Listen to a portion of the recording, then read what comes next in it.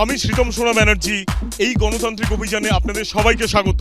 এখানে প্রতিশ্রুতিগুলো এতটাই high voltage যে ইলেকট্রিসিটি না থাকলেও আলো জ্বলে ওঠে।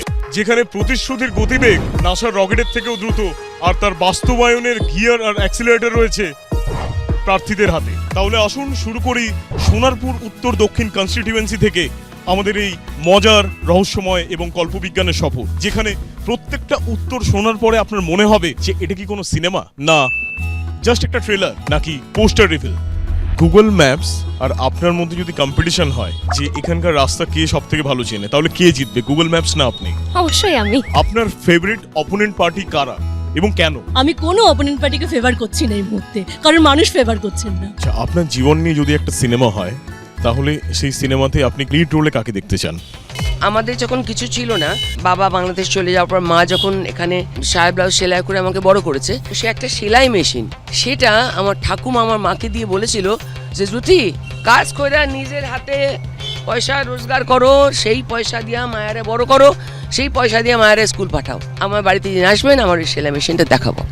আচ্ছা, আপনার মতে আপনি বিরোধীদের থেকে কোন কোন দিক থেকে অনেকটা এগিয়ে রয়েছেন বলে আপনার মনে হয়? আমাদের তো একটাই দিক, উন্নয়ন।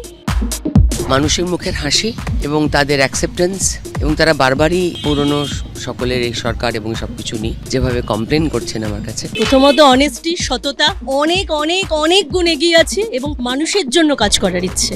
আপনার কাছে এই লিডারশিপ শব্দটার অর্থ কি? মানে এটা যদি আপনি একটু এক্সপ্লেন করেন, তাহলে যুব সমাজ রাজনীতির প্রতি আরো আকৃষ্ট হবে। আমার কাছে লিডার মানে একজনই, আমাদের নেত্রী, এবং যুব সমাজের নয়নমণি আমাদের লিডার অভিষেক ব্যানার্জি। নেতৃত্ব মানে সামনে দাঁড়িয়ে গোটা সমাজকে যিনি এগিয়ে নিয়ে যেতে চাইবেন, সমাজের জন্য ভালো করতে চাইবেন, তিনি লিডার। যে আপনাকে যদি বলা হয় একটা সুপার পাওয়ার দেওয়া হবে, আর সেই সুপার পাওয়ারটাকে কাজে লাগিয়ে আপনি কি করতে চান? পশ্চিমবঙ্গের দুর্নীতিটা মুক্ত করে দেবো। প্রথমত বাংলাটাকে বাঁচাতে চাই।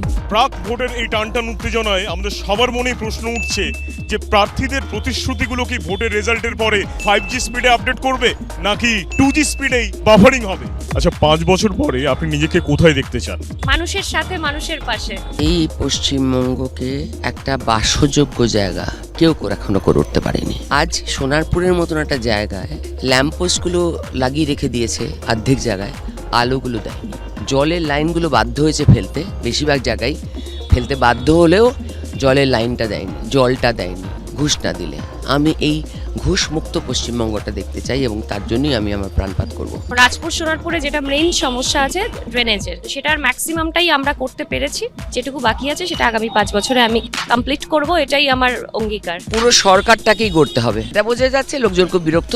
এই নোংরা অবস্থা যা এত বছর ছিল তা আজও আছে। এনাদের ভিশন এতটাই ফিউচারিস্টিক যে গুগল ম্যাপ কাউকে রাস্তা দেখানোর আগে এনাদের অনুমতি চান, আর আবহাওয়া দপ্তর এনাদেরকে জিজ্ঞেস করেন যে পূর্বাভাসটা কি। ভোটের প্রচারে বেরিয়ে এরকম কোনো ঘটনা হয়েছে যে আপনার চোখে জল এনে দিয়েছে? এই সোনারপুর দক্ষিণ বিধানসভায় 8 থেকে 80 সবাই আমাকে এত ভালোবাসে। 5 বছর কেটে যাওয়ার পরেও যখন আমি রাস্তায় বেরোই, মানুষের কাছে যাই, তখন এত ভালোবাসা, এত সমর্থন, এত আশীর্বাদ পাই, সেটাই আমার চোখে জল এনে দেয় আর কি।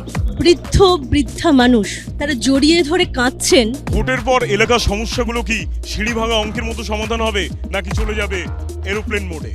আর সবচেয়ে গুরুত্বপূর্ণ বিষয় হলো যে এই সমস্ত প্ল্যান প্রতিশ্রুতিগুলো কি শুধু শুনতেই ভালো লাগে, নাকি বাস্তবেও দেখা যাবে এর ঝলক? এবিপি আনন্দ, এগিয়ে থাকে, এগিয়ে রাখে।